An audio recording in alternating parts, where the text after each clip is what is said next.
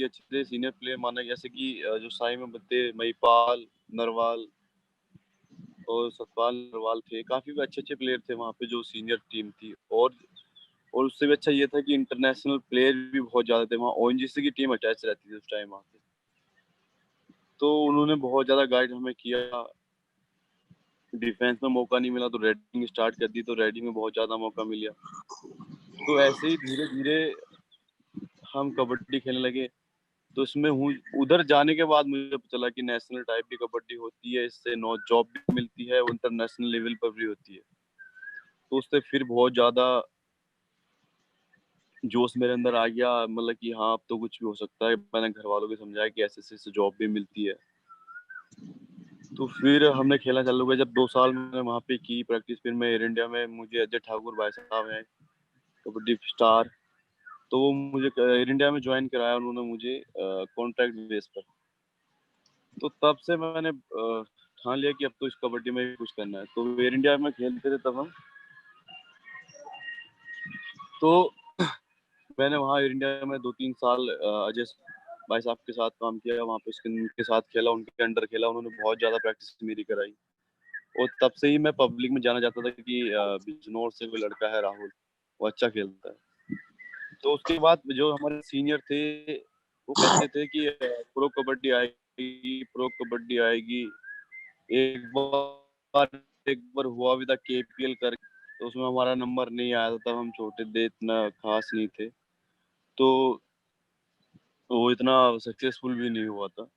पर प्रो कबड्डी का हम काफ़ी टाइम से सुन रहे थे कि ये होगा, होगा। तो हमारे सीनियर थे, उनसे पूछते रहते थे कि ये कब होगा?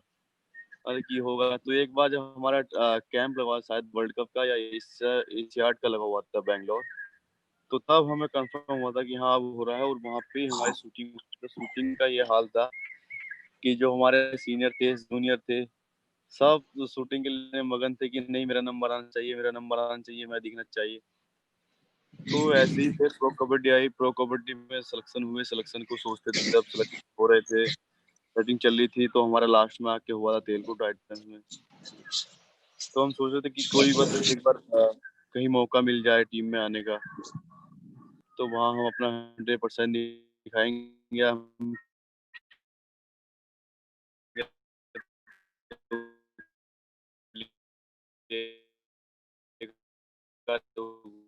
मतलब कि हम बता नहीं सकते कि कितनी हमारी लाइफ चेंज हो गई है। हमें हर चीज़ की सुविधा कबड्डी ने दी है और हम आने वाले जो नए बच्चे हैं, हम कहना चाहेंगे कबड्डी का हिस्सा बने। इतना अच्छा कबड्डी का फ्यूचर है, आगे बढ़ती चली जाएगी। बस ऐसे ही धीरे-धीरे लाइफ चलती रही। अब तो सबने इससे प्रो कबड्डी ने हमें सेलिब्रिटी बना दिया।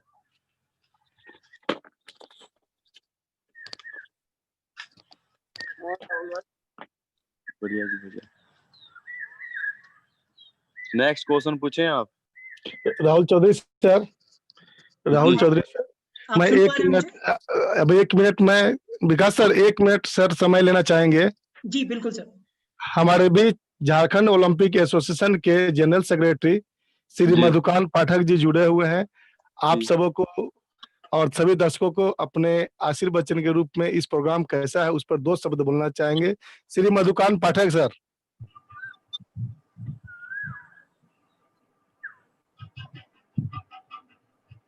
Hello hello. Shri Madhukant Pathak sir. Salil ji. Hello sir. Hello sir. Madhukant Pathak sir.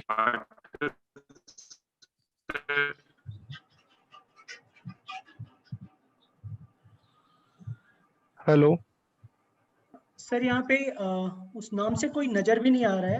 अच्छा, 1 मिनट मैं बात करता हूँ, 1 मिनट, ठीक है, आगे बात रखिए ना। जी सर लगता है उनका कनेक्शन कट गया है सर। अच्छा ठीक है सर, उनका कनेक्शन कट गया है सर। ठीक है ठीक है। राहुल सर आप कंटिन्यू। तो राहुल, जैसे कि आपने बताया कि आपने काफी अर्ली शुरुआत किया, तो कभी भी इस पूरे जर्नी में आपको कभी ऐसा डिमोटिवेशन हुआ, कभी वो लो आया और उसके बाद फिर से आपने बोला कि नहीं, मुझे और आगे बढ़ना है, और आप और आगे आज की डेट में आए हैं, तो वैसे उस लो टाइम को आपने कैसे कैसे उभर के आप बाहर निकले आप? देखो अभी पहले तो कभी नहीं आया, पर प्रो कबड्डी में ऐसा होता है, कभी अप डाउन परफॉर्मेंस होती है। तो जैसे कि लास्ट सीजन मेरा बहुत ही बेकार गया, तो उसको अप करने के लिए मैं बहुत ज्यादा प्रैक्टिस कर रहा हूँ। जी और ये करना भी होता है, अगर आप एक अच्छे प्लेयर्स हो और आपको अपनी मेंटेन रखना है तो आपको बहुत ज्यादा वर्कआउट करना पड़ेगा, जो जी। कि हम बीच में कभी कभी इधर आधा चले जाते हैं। तो अब बहुत ज्यादा प्रैक्टिस में कर रहा हूँ कि जैसे पहला सीजन खेला है इस बार ऐसा करके दिखाऊं। तो अब मैं वापस आपके पास आऊंगा, जब वापस फैंस यहाँ पे क्वेश्चंस पूछना शुरू करेंगे तो फिर मैं लौट के आऊंगा आपके पास। और फिर ओके। मैं चलता हूँ सुरेंद्र सर के पास, और अब आपसे जानना चाहूंगा कि आपने कैसे शुरुआत किया, कैसे यहाँ तक पहुंचे, कैसे इंडियन टीम में आपने खेला, आपकी जर्नी कैसे रही है, उसके बारे में मैं जानना चाहूंगा।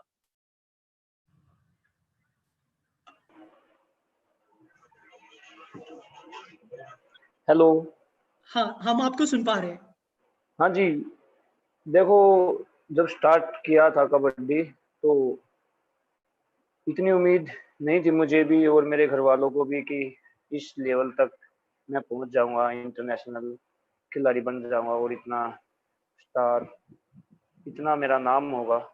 मैंने तो नहीं सोचा था, लेकिन मेरी मेहनत ने, मेरे मेरी फैमिली ने मेरा साथ दिया, मेरी किस्मत ने मेरा साथ दिया, तब मैं यहाँ तक पहुंचा हूँ।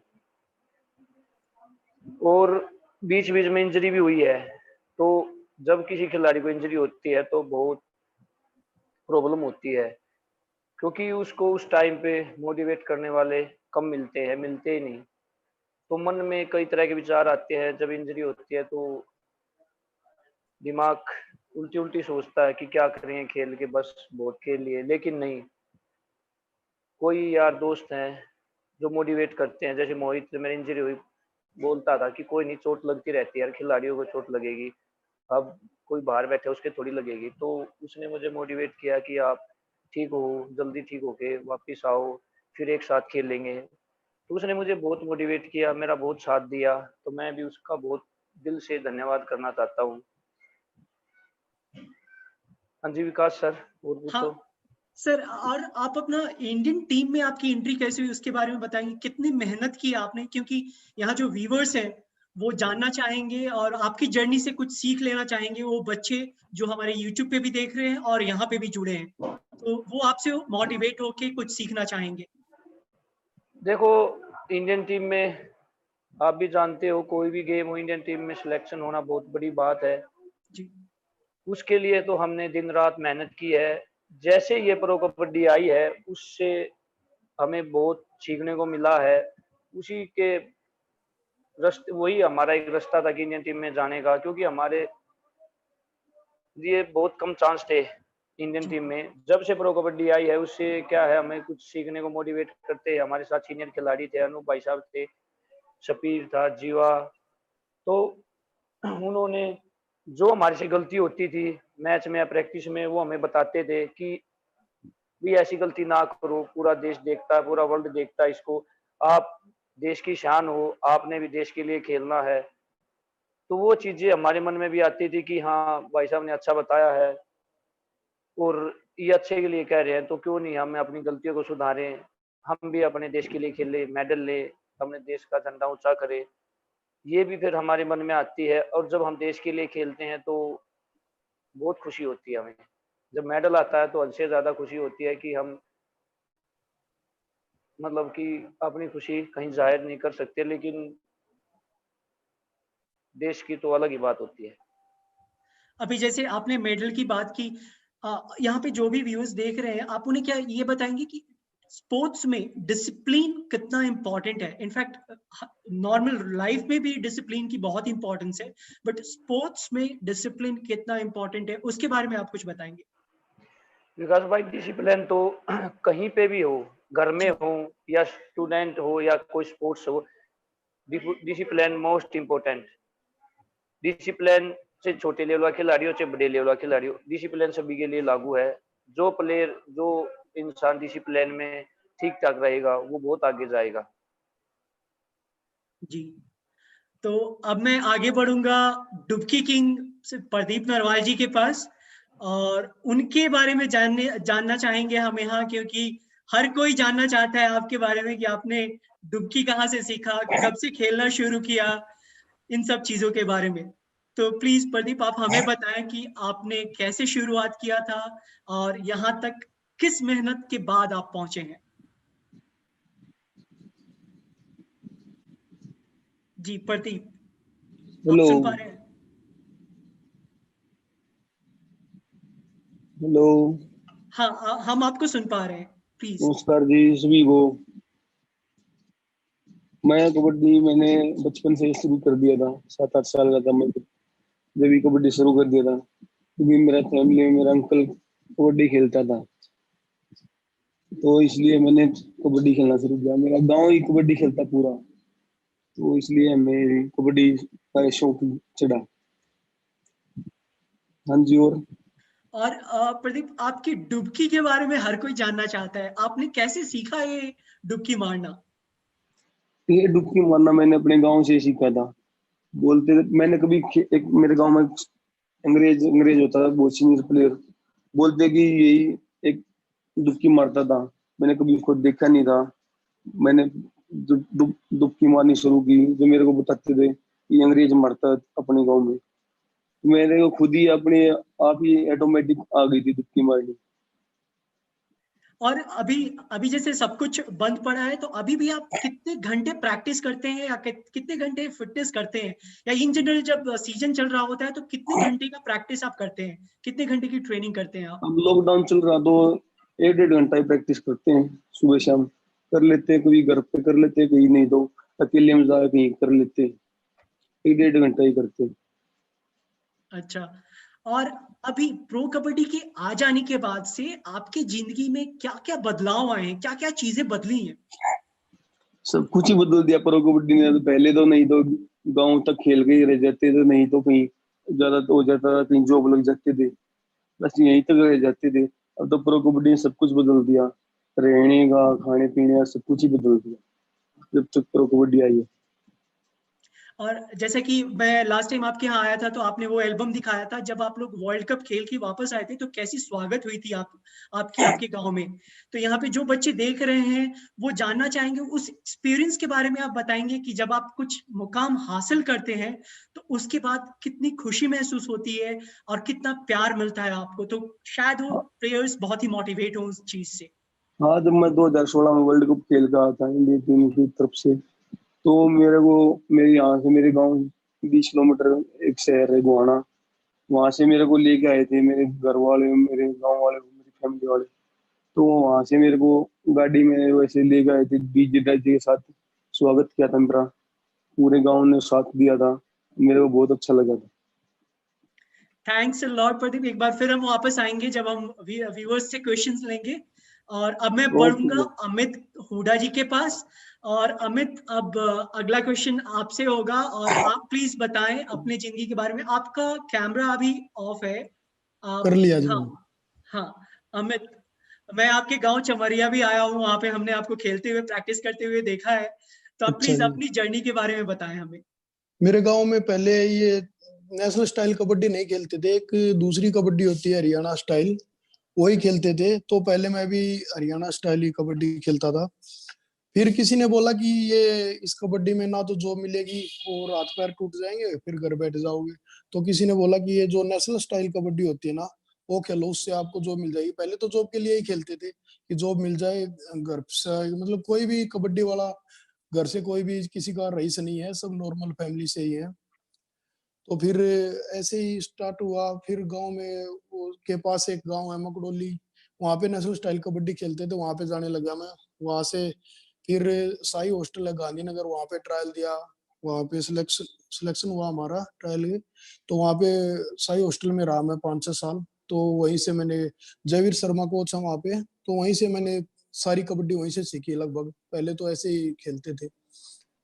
उसके बाद फिर ये प्रो कबड्डी आ गई, तो प्रो कबड्डी में भी ट्रायल दिया मैंने। ओपन ट्रायल हुआ था पटना पायरेट से, मैंने अपनी करियर की स्टार्ट किया था प्रो कबड्डी का। 2 सीजन में वहीं से खेला। फिर ऑक्शन हुआ पहली बार, फिर उसमें जो है जयपुर में ऑक्शन में लिया गया मैं। उसके बाद फिर तमिल तलाईवास 2 सीजन, फिर अभी फिर से जयपुर। तो ऐसे चल रहा है कंटिन्यू कहीं ना कहीं से। और एक जो बहुत बड़ी अचीवमेंट आपकी अभी की रही वो साउथ एशियन गेम्स में गोल्ड मेडल। तो इंडियन टीम जब पहली बार आपने वो जर्सी पहना तो कैसा महसूस कैसा हुआ आपको? बहुत ही अच्छा फील हुआ था मेरे को। वो मेरा सपना था कि इंडिया की जर्सी पहनना है मेरे को, तो मेरा सपना पूरा हुआ है। तो मेरे को बहुत ही अच्छा लगा था। घर वाले भी बहुत खुश थे, सभी मेरे गांव में बहुत खुश थे। और वहां से जब हम जैसे ही खेल के आए, तो जैसे कि प्रदीप ने बताया कि पूरे गांव ने स्वागत किया था, तो ऐसे पूरा गांव मेरे साथ खड़ा था। तब मैं इंडिया के लिए मेडल लेके आया था, तो बहुत ही अच्छा लगा था तब। तो क्या ये आप हमेशा से डिफेंडर ही बनना चाहते थे या कभी आपने रेडिंग भी किया है? नहीं किया है। पहले मैं जब साई हॉस्टल में गया तो रेडिंग से ही सिलेक्शन हुआ था वहां पे साई हॉस्टल में मेरा। लेकिन वही है, जो पहले डिफेंडर थे वो तो रेडर बन गए, और जो रेडर थे वो डिफेंडर बन गए। ये प्रो कबड्डी में आने के बाद ऐसा ही चल रहा है, तो फिर मैं डिफेंडर ही बन गया। तो अभी जैसे प्रो कबड्डी की बात की, आपकी जिंदगी में क्या क्या बदलाव आए हैं प्रो कबड्डी आ जाने के बाद से? विकास जी, प्रो कबड्डी के आ जाने से सब कुछ चेंज हो चुका है। अभी लोग जानने लगे हैं, पहचानने। कहीं भी बाहर निकलते हैं तो वो बोल देते हैं कि ये तो अमित हुड्डा भाई ऐसे है, सेल्फी लेते हैं हमारे साथ। मतलब एक बहुत ही अच्छा प्लेटफॉर्म मिला कबड्डी को। तो आने वाले यंग जनरेशन को यही बताना चाहूंगा कि काफी मेहनत करें। कबड्डी में बहुत ही अच्छा फ्यूचर है अभी आगे। तो यही है। अभी बहुत चेंज हो गया है, पहले कोई नहीं जानता था। और क्या मिलता था कि कहीं जीत के भी आते थे कबड्डी में, जग मिल गए, बाल्टी मिल गई, ऐसा ही इतना ही यही नाम होता था। अब इतना पैसा मिल रहा है, अभी सब कुछ अच्छा हो गया, बहुत ही चेंज आया मेरी लाइफ में। बहुत बहुत धन्यवाद अमित। एक बार फिर हम वापस आएंगे व्यूअर्स के क्वेश्चंस के साथ। Okay sir. और अब मैं आगे बढ़ूंगा प्रपंजन के पास। और प्रपंजन, अभी हाल ही में हमने आपसे बात भी किया था, आपने बहुत सारी बातें बताई थी। यहाँ पे भी हम एक बार फिर से जानना चाहेंगे आपके बारे में, व्यूअर्स जानना चाहेंगे आपके बारे में कि आपने शुरुआत कैसे किया और आज आप जहाँ पे जिस मुकाम को हासिल किया आपने वहां तक कैसे पहुंचे। हेलो। हाँ प्रपंजन, हम सुन पा रहे हैं आपको। उस समय मैं कबड्डी शुरू होने के टाइम मेरा फादर आल्सो कबड्डी प्लेयर है। उसके देख करके मैं कबड्डी शुरू किया। वो मैं शुरू करने के टाइम इतना इतना मतलब कबड्डी क्या कैसे खेलना, कैसे टैकल करना, कैसे राइड करना, ऐसा ऐसा मालूम नहीं मेरे को। उसके बाद मेरे को मेरा पापा जी क्या करना, वो साई में ज्वाइन किया। साई ज्वाइन करने के बाद मेरे को फिर भी मेरे को इतना एक्सपीरियंस नहीं है प्रो कबड्डी आने के टाइम। पहले में इतना एक्सपीरियंस नहीं है मेरे को।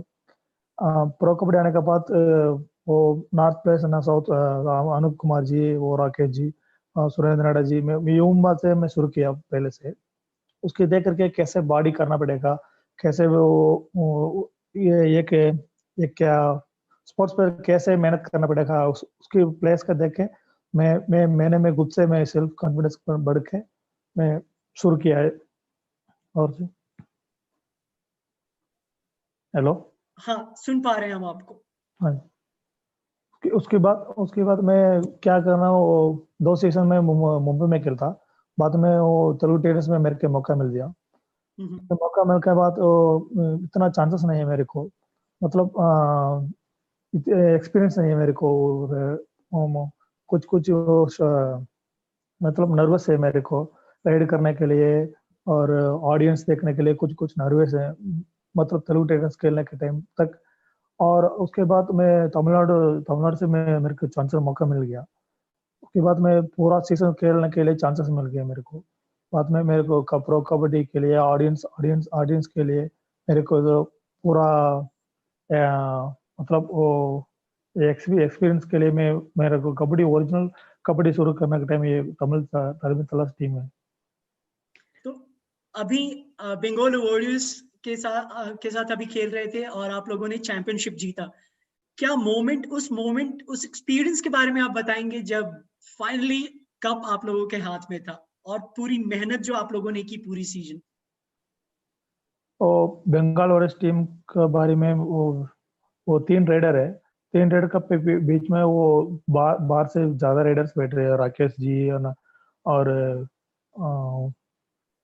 राकेश जी है, और ज्यादा रेडर है मेरे को। मतलब 3 रेडर है, मोइन नबी बख्श है, मतलब मनिंदर सिंह है, और मैं। 3 रेडर मिंगल करके एक एक रेड करना पड़ेगा। और सीजन शुरू करने के टाइम जाने के डिफेंस भी अच्छा रहना। और खेलने के लिए सीजन तक कोई हार गया वो मालूम नहीं पड़ता, कोई कप उठना किसी के मालूम नहीं है। और उसके बाद वो जाने के टीम अच्छा रहेगा। मतलब लास्ट तक मेरे को इंजरी हुआ और मनिंदर जी की इंजरी हो गया, बाद में तो पूरा पूरा कप बेंगलुरु के ऊपर कोई बिलीव नहीं है। उसके बाद लास्ट सीजन में पूरा करके और ये रविंदर कुमार अंदर होने के बाद वो टीम कपूट है। That's really great, Prapanjan. Prapanjan, हम एक बार फिर आपके पास वापस आएंगे एक बार जब व्यूअर्स क्वेश्चन पूछेंगे, और मैं एक बार फिर अब राहुल चौधरी के पास वापस जाऊंगा। राहुल जी के पास वापस जाने से पहले मैं आप सभी को ये बता दूं कि आपको जो भी प्रश्न पूछने हैं तो कृपया मोर ऑप्शन में जाके हैंड रेज करें, और फिर हम आपके पास आएंगे और आप प्लेयर का नाम लें कि हाँ मैं इस प्लेयर से क्वेश्चन पूछना चाहता हूं, और फिर हम क्वेश्चन का आंसर उस प्लेयर से लेंगे। फिलहाल मैं राहुल जी के पास जा रहा हूं, और राहुल जी मैं आपसे ये जानना चाहूंगा कि सर आप अभी भी उतने ही फिट नजर आ रहे हो, क्या रहे हो, कैसे क्या फिटनेस अभी आप करते हैं, और इस फिटनेस का राज क्या है, कितना टाइम अभी तो फिटनेस पे लगाते हैं? देखो, फिटनेस का कोई टाइम नहीं होता। आप कितने टाइम भी कर सकते हो, शॉर्ट टाइम में भी अच्छी प्रैक्टिस कर सकते हो, लॉन्ग टाइम में भी अच्छी प्रैक्टिस कर सकते हो। अभी तो मैं खेती कर रहा हूँ ज्यादा अभी को दौड़ या रनिंग वगैरह कुछ नहीं कर रहा हूँ, अभी घर पे खेती कर रहा हूँ ज्यादा, और काम लायक बस थोड़ी बहुत रनिंग कर लेता हूँ। जो मेन होती है डाइट, तो उस डाइट को बहुत अच्छा फॉलो कर रहा हूँ। इनफैक्ट डाइट के बारे में हम जानना चाहेंगे, क्योंकि यहाँ पे अक्सर प्लेयर्स पूछते रहते हैं, या इनफैक्ट पिछले जितने भी वर्कशॉप्स हुए हैं उसमें भी लोगों ने डाइट के बारे में क्वेश्चन पूछा है। तो इन जनरल एक प्लेयर को क्या डाइट लेना चाहिए? डाइट में मिल्क ज्यादा लेना चाहिए, ड्राई फ्रूट्स लेनी चाहिए, रोटी कम खाना चाहिए, स्वीट्स कम खाना चाहिए जी। और मैं भी घर पे सब ज्यादा दूध ही ले रहा हूँ, क्योंकि बाहर रहते हैं प्रो कबड्डी में वो दूध नहीं मिलता जो घर पे मिलता है। अभी फुल कम से कम रोज का मैं 3-4 लीटर दूध पी रहा हूँ यहाँ पे, घी डाल के, तो वो ज्यादा हेल्दी डाइट चल रही है।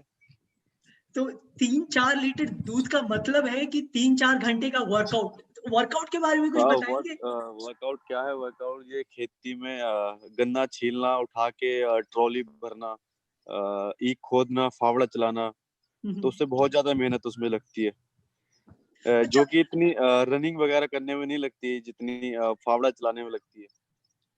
आपने बड़ी इंटरेस्टिंग चीजें बताई जो खेती बाड़ी का काम है।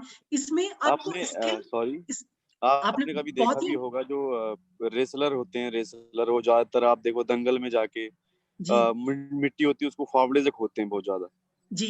उससे क्या होता है, पूरी बॉडी स्ट्रांग होती है। फावड़ा चलाते हुए एडी से सिर चोटी तक का जोर लगता है, जिससे बैंड होके चलाते हैं, कंधे, शोल्डर वोल्डर सब, उसमें पूरी शरीर की एक्टिविटी चलती है। तो क्या हम जो यंग प्लेयर्स देख रहे हैं उनको क्या हम ये बोल सकते हैं कि आप घर का काम करके भी फिट रह सकते हो, जरूरी नहीं है कि आप जिम जाओ और ये सब करो? देखो, जिम किसके लिए होती है? जिम उसके लिए होती है जो शहर में रहते हैं, उनको मैदान नहीं मिलता, उनके यहाँ खेती नहीं है और वो ऑफिस का काम करते हैं, वो फिट होने के लिए जिम में जाते हैं जी। और जो एक किसान का बेटा है जो खेती करता होगा उसको जिम की कभी जरूरत नहीं मिलेगी, और जिम वाले से ज्यादा उसकी हेल्थ रहेगी, उसके अंदर उसके से ज्यादा पावर भी रहेगी, क्योंकि गांव में खेती में इतना काम करना होता है कि आदमी थक के इतनी अच्छी नींद आती है, और डाइटिंग बहुत अच्छी रहती है। गांव में दूध ज्यादा लेंगे, घी ज्यादा लेंगे, दही पियेंगे, जो कि फुल एनर्जी है, फैट कुछ है ही नहीं इसके अंदर। आप जिम वाले जाएंगे प्रोटीन खाएंगे, उनको प्रोटीन की जरूरत पड़ती है शहर में, क्योंकि इतना अच्छा दूध नहीं मिल पाएगा जो गांव में मिलता है जी। तो जिम उनके लिए होती है। जैसे कि कोई शहर में रहता है, शहर में सॉरी कॉल आया, तो उसमें कभी जिसके पास कोई फार्म हाउस ना हो, तो शहर में ऑलमोस्ट सब तुम्हें पता ही, जॉब वाले बंदे घर पे रहते हैं, अपने फ्लैट के अंदर रहते हैं, फैट बढ़ जाता है चेयर पे बैठे बैठे जॉब करते करते, तो उनके लिए एक टाइम के लिए जिम होती है अपने आप को फिट रखने के लिए। यहाँ पे हम कुछ क्वेश्चंस भी लेंगे। यहाँ अमीशा कुछ क्वेश्चन पूछना चाहती हैं, उन्होंने अपना हाथ रेज किया हुआ है। अमीशा, आप अपना क्वेश्चन पूछ सकती हैं। अमीशा, आप कुछ पूछना चाहती हैं? रोहित पापा फोन कर रहे हैं।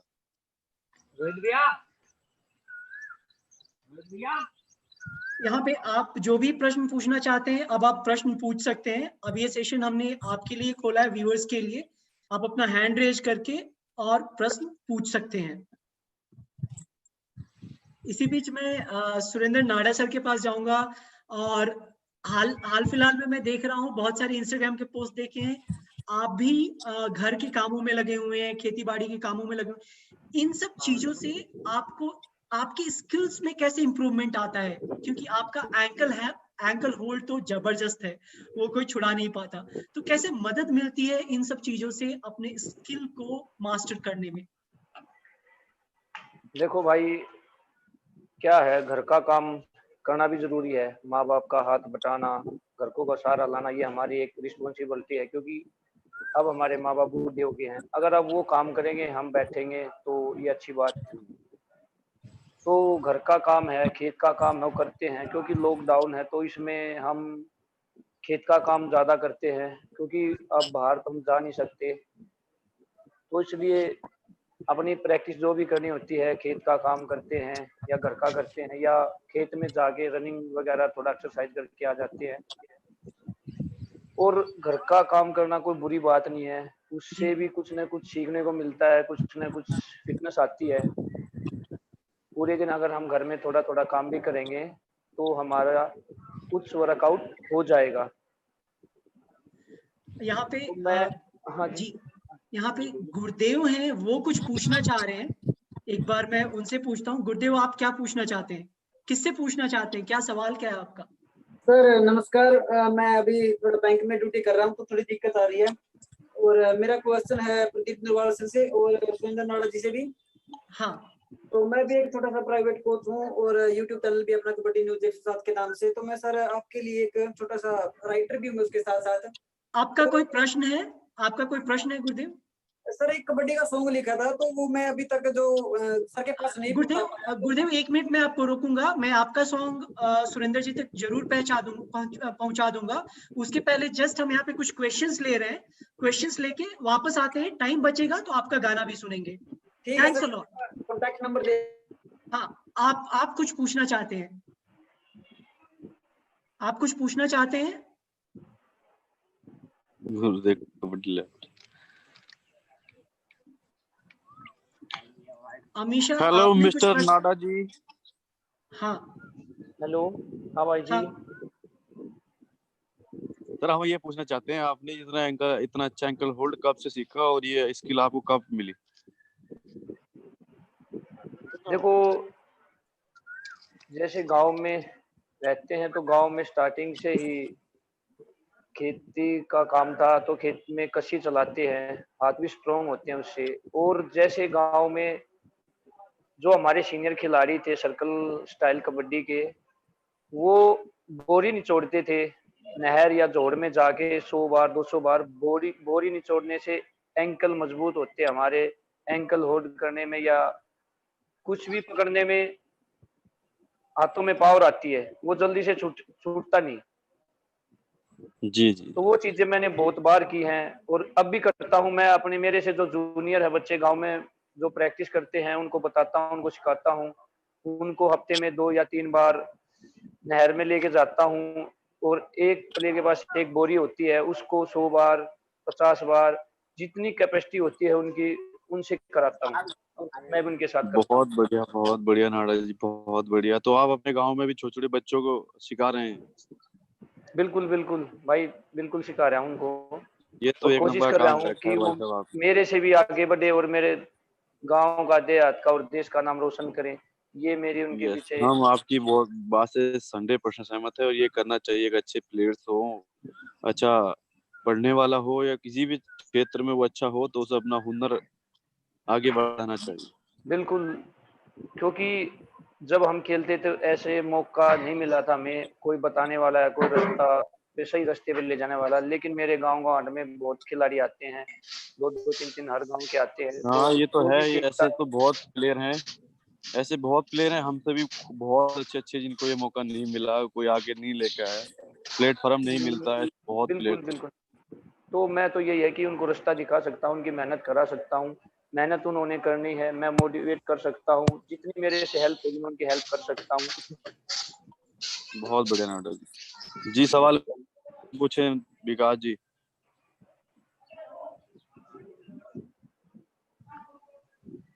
हेलो सर एक सवाल पूछा है चैट में कल्पना जी ने प्रवरंजन जी सर से।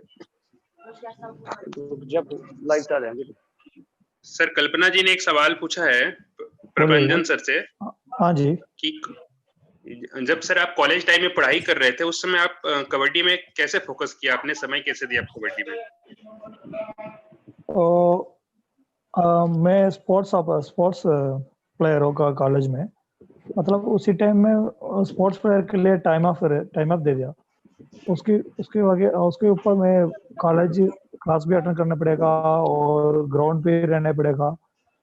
अलग अलग से मैं टाइमिंग के ऊपर में जा रहा है। पहले सुबह से स्पोर्ट्स प्ले के लिए वो 10 बजे तक प्रैक्टिस करना पड़ेगा। फिर शाम को 4 बजे तो 6 बजे तक प्रैक्टिस करना पड़ेगा। बीच में से एक इम्पोर्टेंट मैच के टाइम में बीच में से एक टाइम अप दे दिया, मतलब ओडी में बोल रहे हैं।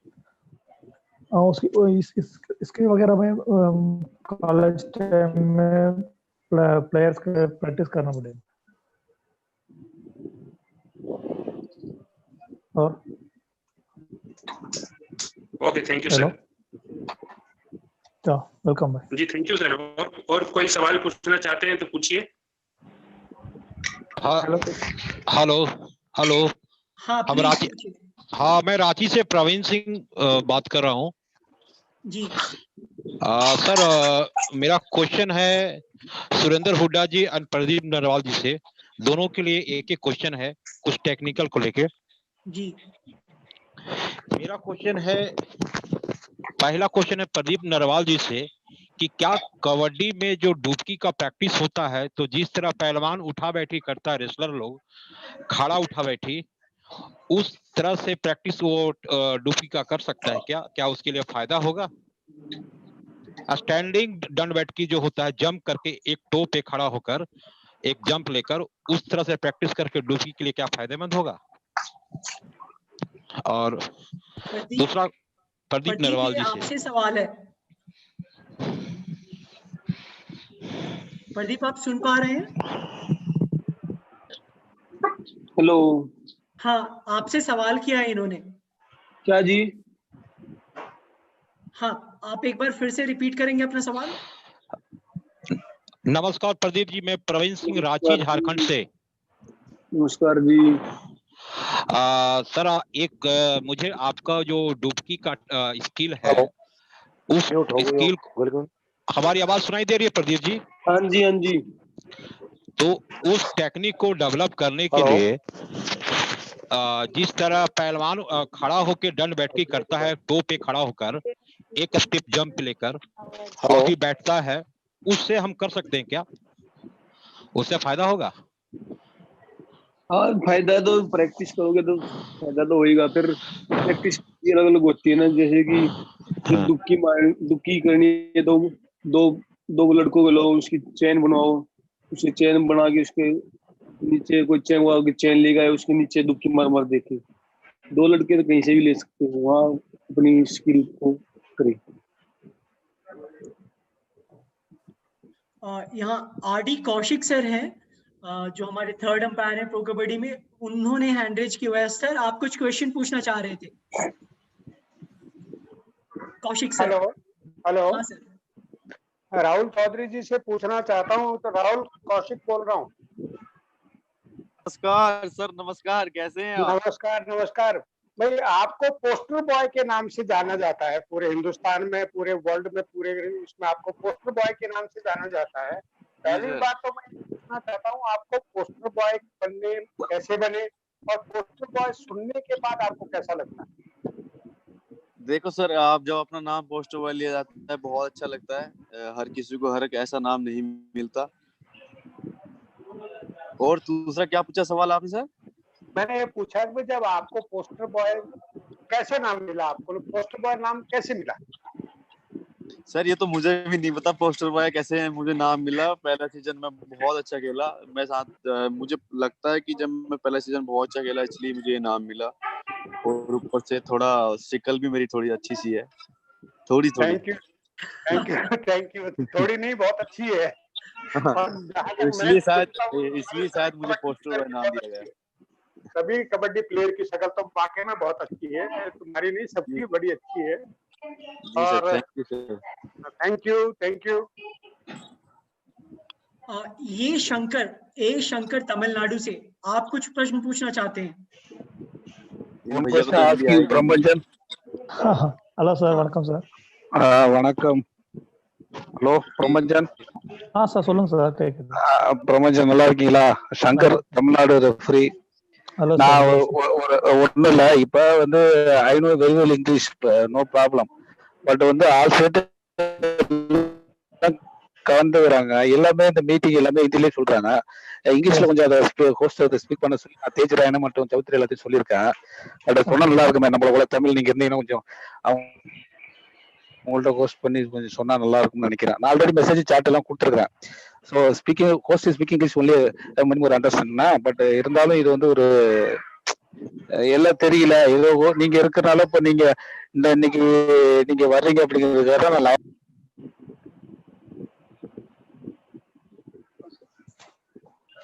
ஹலோ சொல்லுங்கண்ணா, கேக்குது. இருக்கும்னு நினைக்கிறேன். அது தெரியுது எனக்கு, அண்டர்ஸ்டாண்ட். நான் இப்ப கேள வேண்டி வந்தப்ப கூட எனக்கு எல்லாம் தெரியும். எல்லாரும் அவங்க எல்லாம் பிளேயர்ஸ்கார இங்கிலீஷ் தெரிய ஒரு இதா தெரியுதா இல்லைன்னு தெரியல எனக்கு. அதனால இப்ப கேள வேண்டிய வந்தேன். அப்ப கூட இந்த இதை வந்து வச்சுட்டு இல்ல, அந்த ஒரு ப்ராப்ளம் இருக்கு, பிளேயர்ஸ்ல இந்த இங்கிலீஷ் ப்ராப்ளம்ஸ் இருக்கு. ஸோ அது என்ன பண்ணணும்னா, மோஸ்ட்லி இப்போ கபடி பிளேயர்ஸ் வந்து யாருமே இப்போ நம்மளோட டெடிகேஷன் ஃபுல்லாம ஸ்போர்ட்ஸ்ல இருக்கும். ஸோ அந்த ஒரு இது இல்லாம நம்மளோட இங்கிலீஷ் ஃபுல்லாம எஜுகேஷன்ல இருக்காது.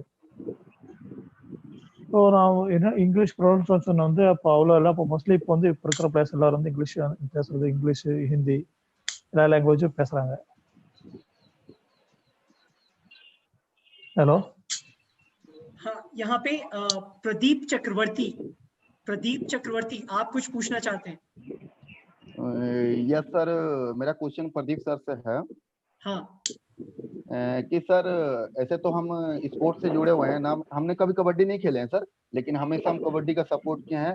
और ऐसे मैं एथलेटिक्स में भी जॉब करता हूँ और एथलेटिक्स का ऑफिशियल हूँ। बट सर आपसे मेरा क्वेश्चन है कि मैं खुद अपने आप को फिट कैसे रखूं और दूसरे को कैसे फिट करा सकूं, दूसरे बच्चों को। जैसे हम सेंटर में जहाँ रहते हैं, हम झारखंड स्पोर्ट अथॉरिटी जहाँ सेंटर चलता है वहाँ मैं एक ऑफिशियल जॉब करता हूँ।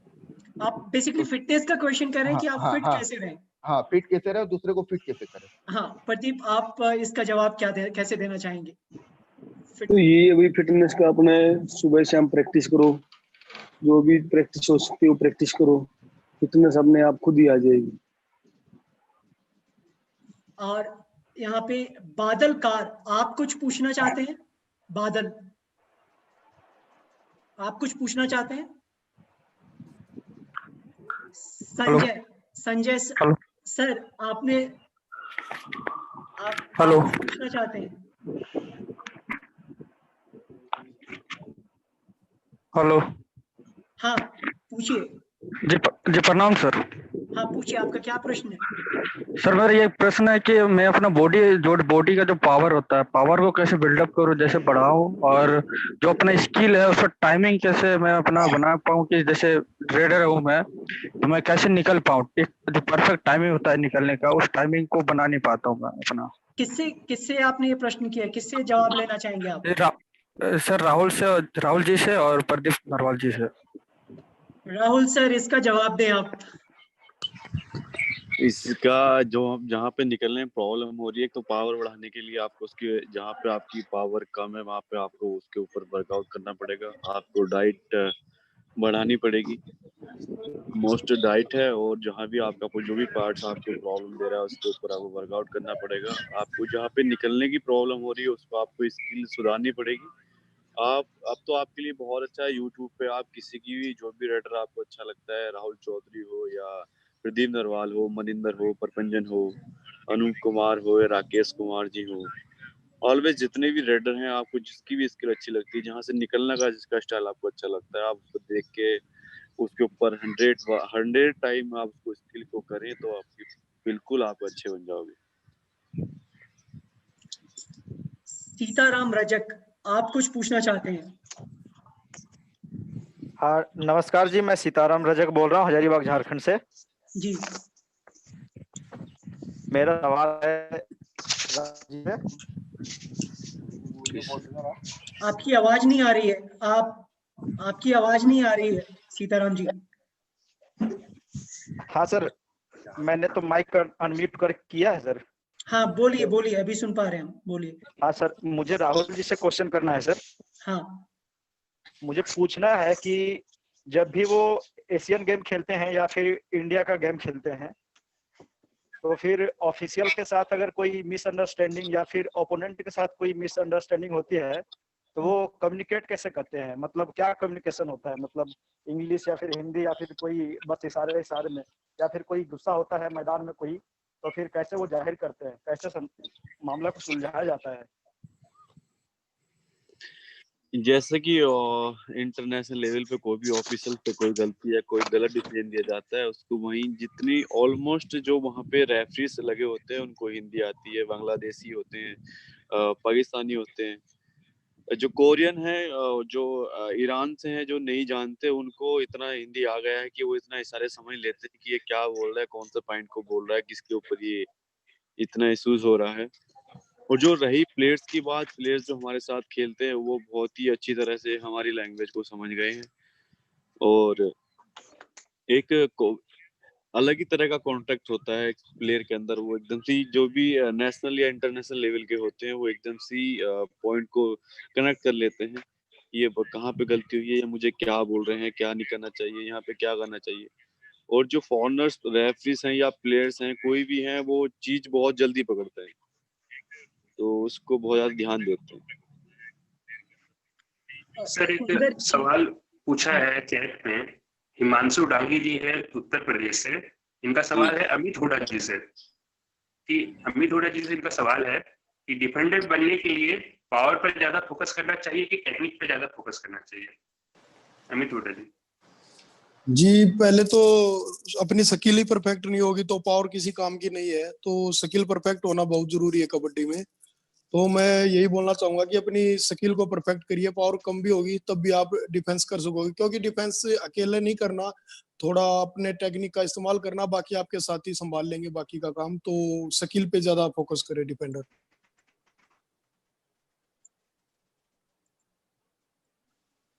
सुंदर जीत, आप कुछ पूछना चाहते हैं?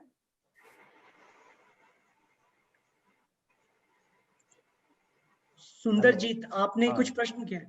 यस सर, मैं सभी से पूछना चाहता हूँ कि क्या पेरेंट्स को मोटिवेशन करने के लिए कुछ संदेश देना चाहेंगे, क्योंकि जितने हम लोग ट्रेनिंग के लिए बच्चे को लाते हैं और उनके फैमिली सपोर्ट नहीं करते। देखो, पेरेंट्स के लिए यही है कि पेरेंट्स को पहले अपने बच्चे का इंटरेस्ट देखना चाहिए कि उसका इंटरेस्ट पढ़ाई में है या गेम में है, कौन से गेम में। और जिस चीज का उसका ज्यादा 100% फोकस है उसमें आपको उसको हेल्प करनी चाहिए। अगर आप वो पढ़ने में अच्छा है, आप गेम में डालो, कभी नहीं हो पाएगा। अगर वो गेम में अच्छा है, पढ़ाई में अच्छा है, गेम में डालो तो नहीं हो पाएगा। अगर वो उसको कबड्डी अच्छी लगती है तो आप कबड्डी में उसका पूरा सपोर्ट करें उसको। तो यही पेरेंट्स को यही कहना चाहिए कि बच्चा जिसमें उसको ज्यादा इंटरेस्ट है उसके ऊपर पूरा ध्यान देना चाहिए। सर मगर यहाँ जब मैं मेहनत कराता हूँ लगभग 6 महीना साल भर मेहनत कराने के बावजूद, उसके बाद क्या होता है ना कि बच्चा अच्छा खेलने लगता है, लाइन पे आ जाता है, उसके बाद हमारी मेहनत बेकार हो जाती है, क्योंकि उसके पेरेंट्स कहते हैं ना पढ़ के खेल के क्या करेगा। देखो, खेल के बहुत कुछ होता है। आज हम स्टार बने हैं तो खेल के ही बने, पढ़ के हम नहीं पढ़े। पढ़ने में हम बहुत ही डम थे। पढ़ते तो खाली एक आर्मी की जॉब में जा सकते थे, बाकी कुछ नहीं कर सकते थे, या खेती करनी थी अपनी। फिर कुछ नहीं है। आप क्रिकेट में देख लो, इतने बड़े बड़े खिलाड़ी हैं, कोई पढ़ा लिखा इतना नहीं है, वो आदमी सब पढ़ते हैं। ग्रेजुएट सब आदमी होते हैं, पहले वो 10वीं पास ही होते हैं, तब तक वो बढ़िया स्पोर्ट्समैन नहीं बनते। उसके बाद उनका पढ़ाई अपना आप होती रहती है। तो मेन यही है, सबके पेरेंट्स से यही कहना चाहेंगे कि फोकस ऐसा करें जिसमें बच्चे का ज्यादा इंटरेस्ट हो। अगर मैं अपने बच्चे को पढ़ाना चाहता हूँ, उसका फोकस है गेम में, तो मैं कभी सक्सेसफुल उसको नहीं कर पाऊंगा। ना तो वो कबड्डी गेम का रहेगा, ना वो पढ़ाई का रहेगा। तो इस चीज को आपको उनको गाइड करना चाहिए। तो देखा है ना, यही है। ठीक है, थैंक यू सर। यहाँ पे अशन सर हमारे साथ हैं। सर आप कुछ पूछना चाहते थे? नमस्कार सर। नमस्कार जी। सुरेंद्र नाडा से मैं एक क्वेश्चन पूछना चाहता हूँ, जो भविष्य में जो बच्चे हैं उनके लिए भी बड़ा अहमियत होगा। इनको एक चैंपियनशिप में हाथ को चोट लग गई थी, इंजरी, और उस इंजरी के बाद में ये काफी शीघ्रता से रिकवरी कर पाए थे। तो इन्होंने अपने आप को मोटिवेट ज्यादा किया या मोटिवेट किसी से हुए, हौसला कितना रखा या किसी ने इनको हौसला दिया, उस बारे में अगर ये थोड़ी सी चर्चा करेंगे तो कबड्डी गेम एक ऐसा है इसमें आमतौर पर इंजरी होती है, तो प्लेयरों को बड़ा फायदा होगा। तो मैं सुरेंद्र नाडा से एक क्वेश्चन करना चाहता हूँ। सुरेंद्र सर।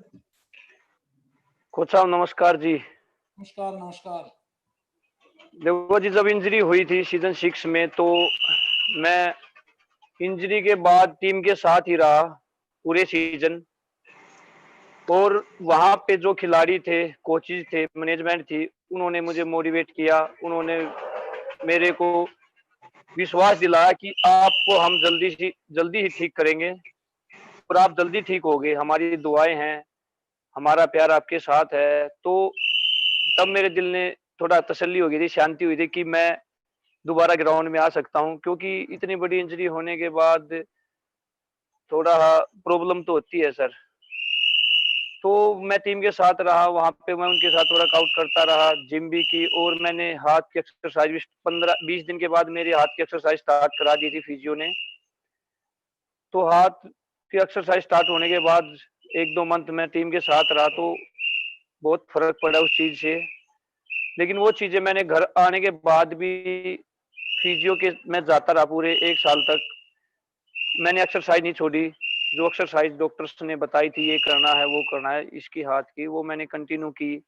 और मैं वो मोटिवेट पूरी टीम ने किया, मेरे कोच ने किया। तो मोटिवेट किसी भी खिलाड़ी को चोट लगती है तो मोटिवेट हर खिलाड़ी को करना चाहिए, क्योंकि एक अच्छे प्लेयर को चोट लगने के बाद बहुत नुकसान होता है, बहुत पीछे चला जाता है।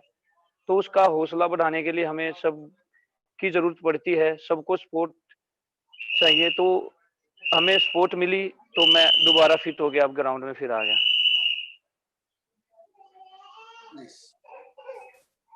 Thank you sir. और रेयान, आप कुछ पूछना चाहते हैं यहाँ पे? सर मेरा भी एक सवाल था सर। हाँ प्लीज पूछिए। सर मेरा सवाल प्रदीप नरवाल सर से है। हाँ प्रदीप नरवाल सर से सर। हाँ प्लीज पूछिए, आप सवाल पूछिए। सर पूछना है कि प्रदीप नरवाल सर जो है, उनका एक निक नाम है डुबकी किंग। इनके लिए ये इंडिया और ऑल वर्ल्ड में भी ये इनके से फेमस है। और जो पटना परेड ने 3 बार जो लगातार चैंपियन हुआ है प्रो कबड्डी पे, इनका महत्वपूर्ण भूमिका था। लेकिन कुछ मैच से इनको ये जलवा देखने को नहीं मिल रहा है।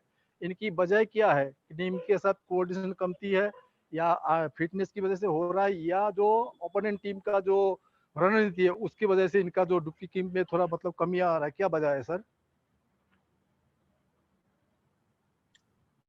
हाँ प्रदीप।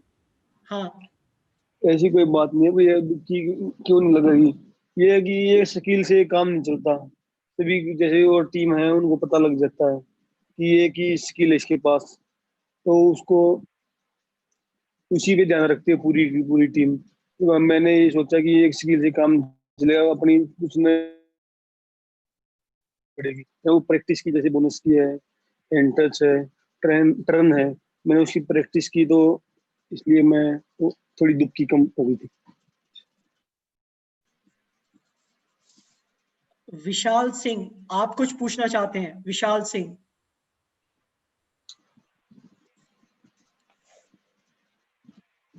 आपकी आवाज नहीं आ रही है विशाल। विशाल वो आपकी चल आवाज रहा नहीं ना। आ रही।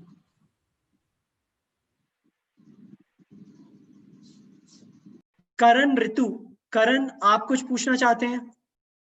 करण। हेलो।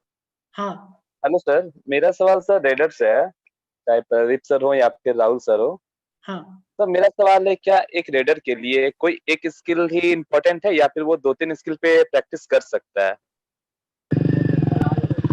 राहुल, आप इसका रिस्पांस देना पसंद करेंगे? बिल्कुल बिल्कुल। अगर आपको लॉन्ग टाइम खेलना है तो एक स्किल से कभी नहीं खेल पाओगे आप, क्योंकि जो आपकी सामने वाली जो टीम होती है सबको पता चल जाता है कि इसके पास हैंड टच है या बोनस करते हैं या डुबकी मारते हैं। जो भी एक स्किल है उसको आप लॉन्ग टाइम तक नहीं चला सकते, उसको 1 सीजन या 2 सीजन हाईएस्ट कर सकते हैं, आप 3 सीजन कर सकते हैं। आपको लॉन्ग टाइम चलना है तो आपको हर सीजन एक अलग टेक्निक से खेलना पड़ेगा। 1 साल या बोनस पे खेलना पड़ेगा, 1 साल टच हैंड टच करना पड़ेगा, या डुबकी मारनी पड़ेगी, या टर्न करना पड़ेगा, या बैक किक मारनी पड़ेगी, फ्रंट किक मारनी पड़ेगी। तो उसमें ही आप सक्सेसफुल हो सकते हो। एक स्किल से आप कभी भी लॉन्ग टाइम नहीं खेल सकते हो, शॉर्ट टाइम आप उससे खेल सकते हो। सर अभी तक आपका परफेक्ट स्किल पता नहीं चला सर, तो क्या आप अपना कोई परफेक्ट स्किल जो आपका स्ट्रांग हो वो बता सकते हैं? मुझे अपनी स्किल का खुद को ही नहीं पता, क्योंकि मैं पहले एक डिफेंडर था। वो कब रेडर बना ये मुझे नहीं पता, कब मेरी कोई स्किल आई वो मुझे नहीं पता। बस मैं स्पीड से जाता हूँ, हैंड टच करता हूँ, अगर लगता है ठीक है, नहीं तो वापस आ जाता हूँ। तो मैं बीच में अब इसलिए मुझे प्रॉब्लम होने लगी 1-2 सीजन से, तो अभी मैं चेंज कर रहा हूँ, बोनस ट्राई कर रहा हूँ, हैंड टच ट्राई कर रहा हूँ फिर से, तब कुछ अच्छा होगा। नहीं तो अगर एक रेडिंग से मैं कभी नहीं कर पाऊँ। 5-6 सीजन में बहुत अच्छा खेला, हैंड टच से, रनिंग से, स्पीड भी कम होती रहती है। आप जैसे कि लॉन्ग टाइम चलता रहता है, आपकी हर चीज कम होती चली जाएगी, आपकी स्पीड कम हो जाएगी, जो कि बहुत ही मोस्ट होती है। तो अभी उसको मैं अपनी स्किल को चेंज कर रहा हूँ, कहीं बोनस में या हैंड टच में या टर्निंग में या किक में। लास्ट सीजन सर आपका परफॉर्मेंस उतना अच्छा नहीं रहा सर, तो अभी आप कौन से स्किल पे ज्यादा जोर दे रहे हैं सर? अभी मैं बोनस पे बहुत ज्यादा जोर दे रहा हूँ, बोनस और टर्निंग पे। राहुल, हमारा अगला क्वेश्चन अमय पाटिल ने किया है। इन्होंने यूट्यूब पे क्वेश्चन पूछा है कि बेसिकली इनका क्वेश्चन एंगर मैनेजमेंट से है कि जब आप खेल रहे होते हैं, मैच पे होते हैं, उस टाइम अगर गुस्सा आता है तो अपने आप को कैसे उस गुस्से पे काबू करते हैं? एंगर मैनेजमेंट के लिए आप क्या करते हैं मैच पर? देखो, जब गुस्सा आता है तो अपनी टीम वाले जो मेंबर्स होते हैं वो उसको समझाते हैं कि ठीक है कोई बात नहीं, उसको शांत कर देते हैं उधर ही। और जो हमारा गुस्सा होता है वो खाली ग्राउंड के टाइम ही होता है, और वो 1-2 मिनट का ही होता है, जो रेफरी पे हो या डिफेंडर पे हो। तो कुछ टाइम होता है वो उधर ही शांत हो जाता है।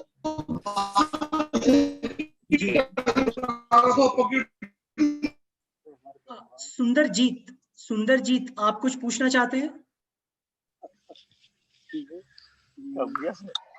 जसन यादव पूछना चाहते हैं, इनका कृष्ण सवाल यादव मैं जी, ये जानना चाहता हूँ। कृष्ण यादव जी, आप कुछ पूछना चाहते हैं सर? विकास जी। जी सर। 10 मिनट समय है, यूट्यूब में भी देख लीजिए जो है दर्शक हमारे। हाँ सर जी नमस्कार विशाल जी, मेरा सवाल सुरेंद्र नाड़ा जी से और एक सवाल प्रदीप जी से है। तो पहले मैं नाड़ा जी से सवाल करना चाहता हूँ। नमस्कार सुरेंद्र भाई साहब, मैं कृष्ण यादव बोल रहा हूँ, भैरोड़ के पास हिमाचल गांव है और अभी लातेहार झारखंड में काम कर रहा हूँ। सवाल ये है भाई साहब कि आप भी पहले हरियाणा स्टाइल खेलते थे और बहुत से आज भी ऐसे लड़के हैं जो दूसरा गेम खेलते हैं लेकिन कबड्डी में आना चाहते हैं। तो आप कैसे, क्या कुछ स्किल्स या कुछ बताएंगे जिससे कि वो खेल को आगे बढ़ा सके कबड्डी? देखो, कबड्डी में आने के लिए मोस्ट वेलकम। और अब वो चीजें नहीं है जो पहले गांव में किसी को पता नहीं था कबड्डी के बारे में, या कोई एकेडमी नहीं थी। अब तो हर गांव में एकेडमी और हर गांव में कोच है। आपका कोई भी पास में गांव हो, आप जाके और किसी जब ग्राउंड में जाते हैं, कोई भी कोच है या कोई खिलाड़ी है सीनियर, उससे परमिशन ले सकते हो, पूछ सकते हो जी मैं प्रैक्टिस करना चाहता हूँ और ऐसे ऐसे मेरे गांव में प्रैक्टिस नहीं होती, तो आप वहां जाके सीख सकते हो।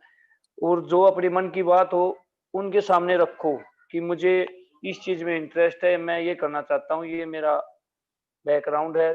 तो कोच भी उस चीज पे फोकस करेगा। अपने गांव में या गंवांड में जहाँ पे भी एकेडमी हो या जहाँ पे भी नेशनल स्टाइल की प्रैक्टिस होती हो, वहां पे आप जाके कर सकते हो। उसके लिए बहुत अच्छी बात है ये। जी थैंक यू भाई साहब। सर एक सवाल है प्रदीप नरवाल जी से।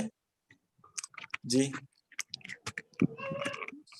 हेलो नमस्कार भाई साहब प्रदीप जी। सर सवाल ये है कि आपने सीजन 2 से शुरुआत की थी बेंगलोर बुल्स के साथ, और वो शुरुआती सीजन अच्छा नहीं रहा, लेकिन उसके बाद जितने भी सीजन हुए हैं आप मतलब बेस्ट परफॉर्मेंस दिए हैं। तो आप एक शुरुआत सीजन में कम परफॉर्मेंस था, उसके बाद इतना अच्छा कैसे कर पा रहे हैं? कैसे मोटिवेट किया है आपने अपने आप को कि अभी तक आप लगातार और ही अच्छा करते जा रहे हैं? ये है कि सेकंड सीजन में फर्स्ट बार गया था प्रो कबड्डी में, तो मैंने वो ज्यादा मौका भी नहीं मिला। तो जब मैंने जहाँ मौका मिला मैं वहाँ अच्छा नहीं कर पाया टीम के लिए, तो मेरे को वही वो हुआ थोड़ा। हाँ मैं थर्ड सीजन में आया पटना पायरेट में, जैसे कि मेरे गांव के भी थे, कुलदीप था, 2-3 अनिल था, सुरजीत था, तो उनके साथ मेरी अच्छी बनी, उनके साथ मेरे को मौका मिला, तो मैंने वहां से अपना खेल दिखाया। सर मेरा क्वेश्चन प्रदीप नरवाल सर जी से है। नमस्ते प्रदीप नरवाल सर। नमस्ते जी। सर जो सर्विसेज से प्रो कबड्डी में जा सकते हैं उसका प्रोसेस बता सकते हो, थोड़ा समराइज कर सकते हो?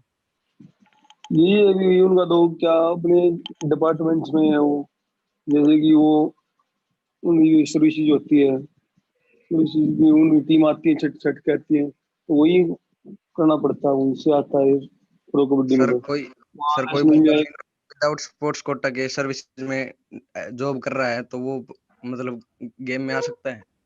हाँ बिल्कुल आ सकता है, प्रैक्टिस करनी पड़ती है उनके साथ, जैसे कि टीम में तुम्हारी टीम जाती है। सर मुझे प्रदीप नरवाल सर से कुछ प्रश्न पूछना था सर। हाँ पूछिए सर। रेडर को अपने रेडर स्पीड कैसे बढ़ाएं सर? जब रेड करते हैं तो जब रेड करते हैं तो अपना स्पीड कैसे बढ़ाएं सर? रेडर ये खेल में स्पीड तो बहुत जरूरी है, क्योंकि स्पीड नहीं होगी तो मेरा डिफेंडर है वो तो वो वैसे ही पकड़ लेगा। स्पीड बहुत जरूरी है। ये स्पीड का तो अपने अच्छा खाओ पियो, अपनी अच्छी मेहनत करो, ज्यादातर तो मेहनत पे ही ज्यादा है, खाने पीने पे भी पूरी कोशिश करनी पड़ेगी। मेरा सवाल राहुल चौधरी जी से है। हाँ प्लीज पूछिए।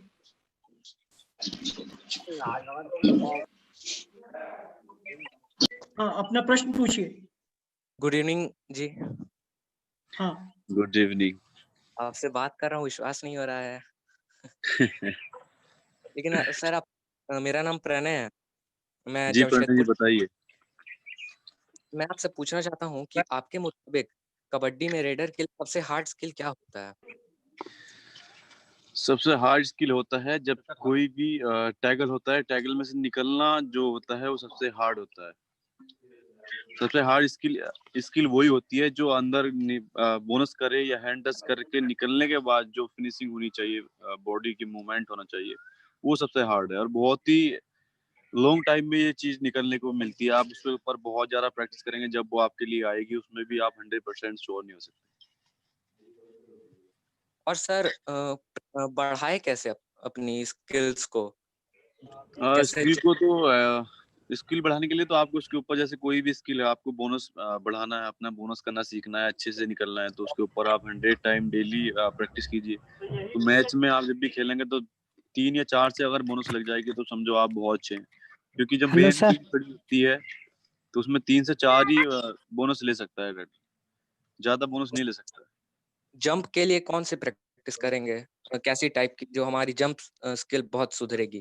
क्योंकि आजकल देख जंप के लिए आपको पहले लेग स्ट्रेंथ बढ़ानी पड़ेगी। लेग स्ट्रेंथ बढ़ेगी तो आपकी जंप ऑटोमेटिक ही बढ़ जाएगी। और पहले नीचे कोई रस्सी वगैरह या कुछ गद्दे टाइप का रख लेना चाहिए, क्योंकि जंप कभी भी आप सोच के करोगे कि हाँ मुझे जंप करना है तो कभी नहीं होगा।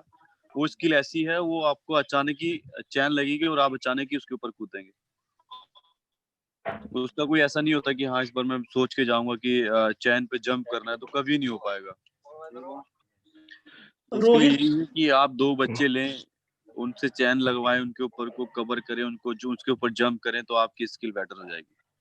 विकास जी यूट्यूब में देख लिए, समय हो रहा है। हाँ 1 मिनट सर। सलील जी वहाँ पे कुछ क्वेश्चंस हैं? एक सवाल है जी सर, पूछा है सुलेखा रानी जी हैं रांची झारखंड से हेलो। कि हाँ सर, सुन पा रहे हैं सर? अमित होडा सर। हाँ, सुलेखा रानी जी है रांची से, इनका सवाल है कि अभी आपके नजर में बेस्ट डिफेंडर कौन है? अमित यहाँ लाइन पे नहीं है सलील जी। सर एक डिफेंडर हमारे साथ और हैं। हेलो जी हेलो, मैं रमेश जमशेदपुर से। जी पूछिए। मैं राहुल जी से ही मेरा क्वेश्चन है। हाँ राहुल जी, जैसे कि आज जितने भी खिलाड़ी आज आपने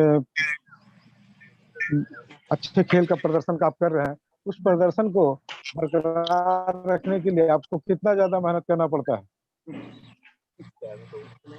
देखो किसी मुकाम पे आना बहुत अच्छा है, कम प्रैक्टिस में आ जाता है। किसी मुकाम पे आके टिकना, उसमें बहुत ही ज्यादा आपको हार्ड वर्क करना पड़ेगा, दिन रात प्रैक्टिस करनी पड़ेगी। उसके ऊपर सोचना पड़ेगा कि यार कल ये डिफेंस ने मेरी ये स्किल पे मेरी यहाँ स्किल पे इतनी कैच हुई है, यहाँ स्किल पे मेरी कैच नहीं हुई, तो उस पर बहुत ज्यादा आपको फोकस देना पड़ेगा और बहुत ही ज्यादा प्रैक्टिस करनी होती है, बहुत ज्यादा हार्ड वर्क करना होता है। हाँ मेरा क्वेश्चन राहुल चौधरी सर जी से है सर। हाँ अभिषेक पूछिए। सर, जिसकी एक बंदा है उसकी एज 24 अबव है, 25 अबव है ये मान के चलो, और सर उसके लिए हर मतलब रास्ता बंद हो चुका है प्रो में जाने के लिए, तो वो कैसे जा सकता है? देखो क्या आपने एज का क्या बोला आपने? सॉरी, अपना क्वेश्चन फिर से रिपीट करिएगा। आप अपना क्वेश्चन फिर से रिपीट करें एक बार।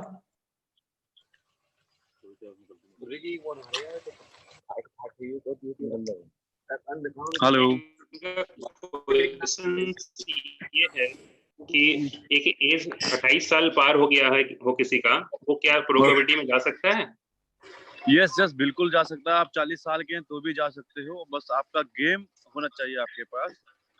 उसमें प्रो कबड्डी क्या, कबड्डी में एज का कोई भी सीनियर में आप, और प्रो कबड्डी में तो ऐसा है कि आपकी जो एज है, एज से कोई मैटर नहीं होता, खाली आपके पास स्किल होनी चाहिए। और बस यही मेन है कि आपके अंदर वेट, जैसे कि प्रो कबड्डी में 85 केजी वेट लेते हैं, तो आपके अंदर 85 केजी वेट होना चाहिए। और आप जिस भी क्षेत्र में अच्छे हैं, वो रेडर हैं या डिफेंडर हैं या ऑलराउंडर हैं, उसमें आपका 100% होना चाहिए। आपकी एज 40 साल भी तो भी चलेगी।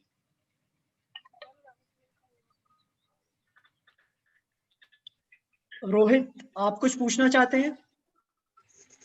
रोहित आप कुछ पूछना चाहते हैं?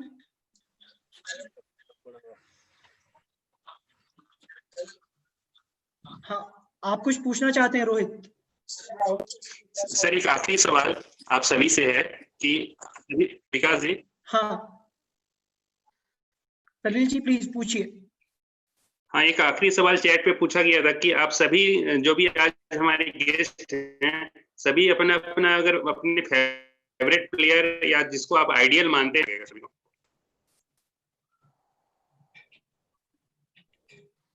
श्योर, हम बारी बारी से सबके पास जाते हैं और यहाँ पे कोशिश करते हैं जानने की कि इनके फेवरेट प्लेयर और इनका इंस्पिरेशन कौन रहा है।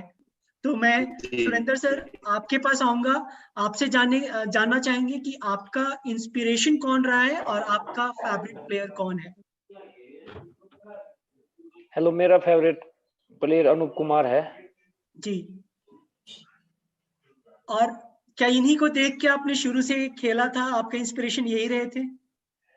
देखो हाँ, जब पहला सीजन था तो मेरा अनूप कुमार के साथ ही था, तो बहुत अच्छे से इनको खेलते हुए प्रैक्टिस में देखा और इन्होंने हमें छोटे भाई की तरह मोटिवेट किया और बड़े प्यार से खिलाया। 3 सीजन हम इनके साथ खेले तो बहुत मजा आया।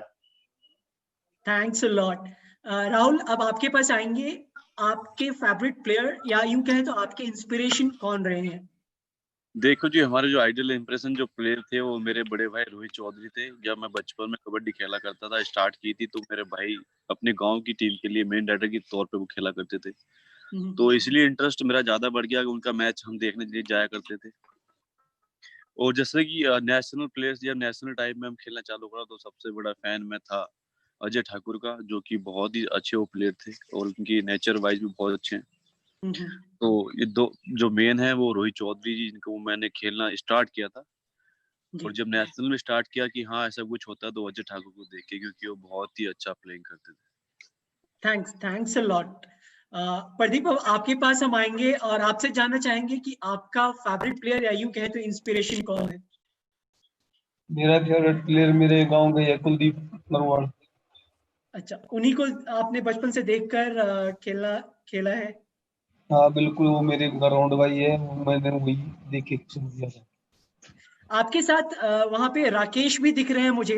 राकेश, आपको जन्मदिन की बहुत बहुत बधाई हो हम सभी की तरफ से, बहुत बहुत बधाई।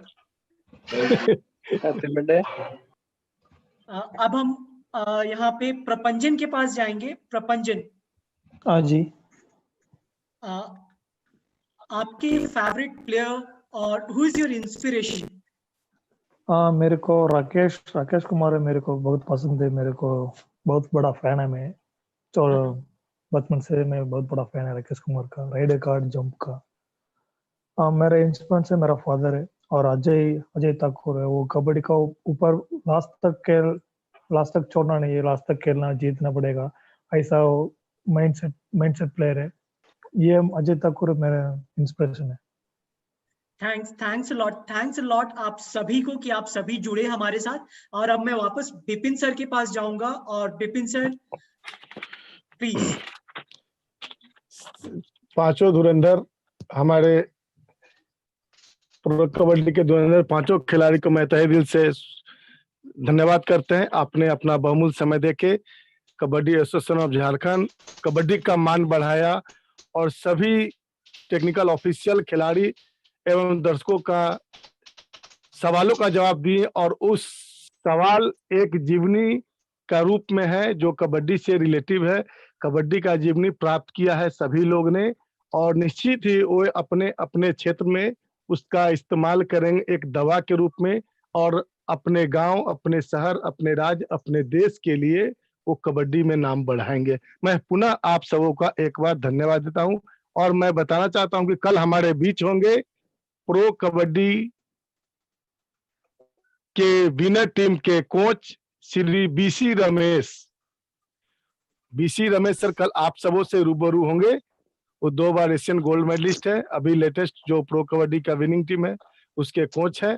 मैं उनसे आप सबों को रूबरू कराएंगे और आने वाले समय में संभव हुआ तो और भी प्रो के स्टार खिलाड़ी आप सबों के बीच होगा। मैं इसके साथ ही सबको पुनः एक बार बधाई धन्यवाद देता हूँ, विकास जी को भी देता हूँ कि आप सबों ने भरपूर हम सबों का सपोर्ट कर रहे हैं कबड्डी को आगे बढ़ाने में पूरे देश में। धन्यवाद सर। थैंक्स अ लॉट आप सभी को। Thanks a lot. नमस्ते सर। नमस्ते सर।